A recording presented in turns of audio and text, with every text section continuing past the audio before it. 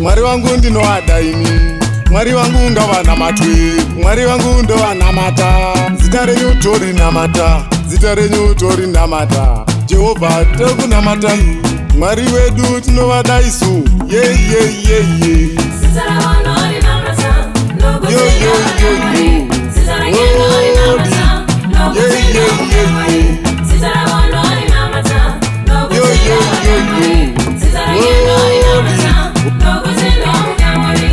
Denga razaruka iwe matipagwara isu kuti tirarame pano panyika nekudenga.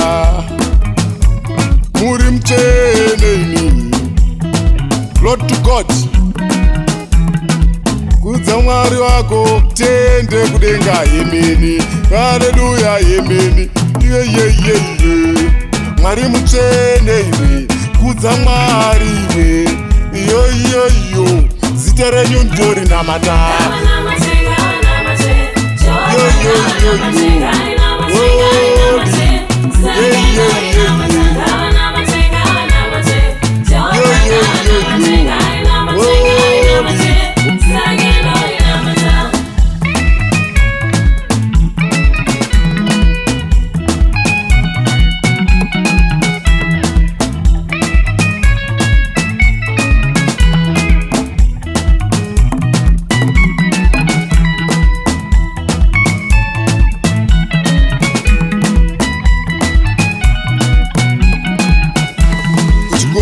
Ngatinamate tingave pakudzidza, mwanangu Mwari wedu vakanaka.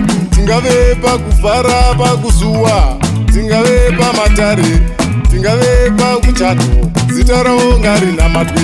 Ndikapedza zvangu kuparidza uku kana kupabatidza, Mwari wangu ndovanamata nokuti ndinovada ini. Ndapedza kupupura Jesu, zita ndorinamata.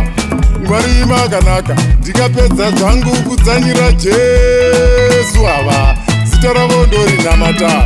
Kudza Mwari, muri mutsvene Mwari, muri mutsvene, muri mutsvene Mwari, makanaka haleluya, yemeni, haleluya yemeni.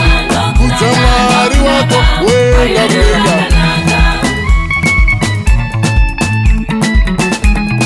Our Father who art in heaven, thy will be done on earth as it is in heaven.